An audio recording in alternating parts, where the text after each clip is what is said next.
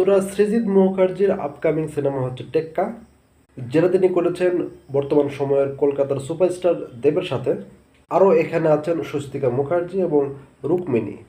তো ট্রেলারে সিনেমার গল্পের মেইন প্লটটা বলে দেওয়া হয়েছে। একজন ছাপোষা মধ্যবিত্ত বনাম রাষ্ট্রযন্ত্র। একটা দেশের সিস্টেম যদি খারাপ হয়ে যায়, তার সবকটা সেক্টরে আস্তে আস্তে খারাপ হয়ে যায়।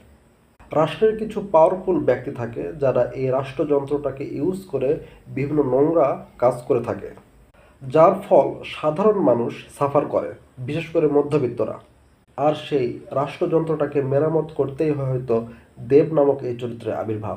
তো দেব একটা স্কুলের মেয়েকে কিডন্যাপ করে এবং তার বিভিন্ন দাবি দাওয়া জানাতে থাকে। এখানে পুলিশ অফিসারের চরিত্রে আছেন রুক্মিণী। যে বাচ্চাটাকে কিডন্যাপ করে সেই বাচ্চার মা হচ্ছে স্বস্তিকা। আবার এক পর্যায়ে স্বস্তিকা ও দেবের বাচ্চাকে কিডন্যাপ করে। এখন মেইন দেখার বিষয় কে কাকে টেক্কা দেবে। কিডন্যাপার